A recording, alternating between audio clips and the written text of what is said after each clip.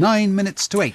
Now here's something we can all agree on. Bees matter, and if they are being killed off by a particular pesticide, then our political masters should do something about it. So aren't they? That is the question that many beekeepers and growers are asking. And there are plenty of scientists who agree that neonicotinoids are indeed to blame for the serious decline in the number of bees across Europe. But the last time EU countries voted on it, they could not agree on a ban. Well, this morning, the European Commission Appeals Committee is going to hear another attempt to ban them. I'm joined on the line from Brussels by Glenis Willmott, who is the Labour leader in Europe, the MEP, Labour leader, and member of the European Parliament's Environment, Public Health and Food Safety Committee, and here in the studio by Chris Morris, by Nick von Westenholz, who's the Chief Executive of the Crop Protection Association that represents the UK plant science industry. Glenis Willmott, if you lost the last time around, why do you think you might win this time?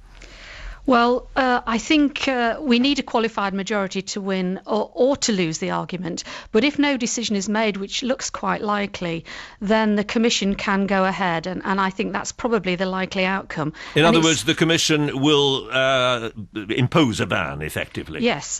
If there is no qualified majority, one way or the other, then the Commission will probably go ahead with the ban. And I think that's what most people will expect them to do, because if we don't take action, we're going to be in a serious situation. But you've not even managed to persuade the British government of that. They wouldn't vote for a ban. The British government abstained in March, yes. But I think there's overwhelming evidence now. And in January, the European Food Safety Authority published a report saying that these particular pesticides were actually harmful to bee populations and proposed this 2-year ban. And I think that's what we should be supporting. You would take a different view, presumably, Nick von Westenholz? Yes, I mean, it's been said that the evidence shows that these products cause harm to bees, but the evidence certainly doesn't when we're looking at harm out in the field, i.e. in real life. So when these insecticides are used actually on crops as they're intended to be used, there isn't any evidence suggesting that they cause harm. And but you don't dispute that there has been a very sharp, a very worrying decline in the number of bees. Really scary. There is evidence of a worrying decline in bees, and actually the farming industry and the crop protection industry are just as concerned about drops in bee numbers as anybody, because farming relies on pollinators such as bees. So it really wouldn't be in the interest of the industry to take forward a course of action that actually harm bees. But doesn't the drop in the number of bees coincide with the use of neonicotinoids? The drop in the number of bees is far more likely to be a result of a number of other factors. For example, but there is that coincidence that they happen to have arrived at the same time. I'm not sure that's borne out by the evidence either. And in fact, you look recently at the drops in numbers, there's been a huge increase in the varroa mite, for example, which causes serious distress to honeybee colonies. And of course, the seriously unusual weather we've been having over the last couple of years has caused serious problems for a number of pollinators. It's a multifactorial problem. So, Glenis Willmott, it could well be other reasons. But, that is the spokesperson for the industry, and they're bound to say that. And there may well be other reasons, but what do we do? Well, as he says, he does represent crop protection in general. I mean, the farmers and growers want to have bees as much as the rest of us do. Well, there's been a 30% drop since 2007, and we really can't just leave it to chance. We have to do something about this. This is a 2-year ban that's been proposed. 30 scientific studies in the last 3 years have shown that there's a harmful impact on the bee population from these pesticides. And, this would have a devastating impact if we don't act. So it's not a choice of just not doing anything. We have to act, or else the consequences will be even more severe. Surely it makes sense, Mr. von Westenholz, at least to have a 2-year ban, and then we could see what effect it had or did not have.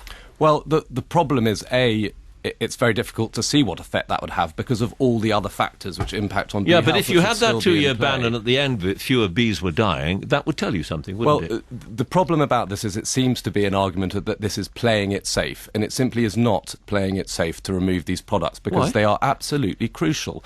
Pesticides such as these are beneficial and very useful for farmers in growing food. We managed without neonicotinoids for many, many years. We've not been able to manage without bees. Well, the global food demand is obviously very much higher at the moment than it has ever been in human history and will continue to increase. But it won't be if we wipe out bees.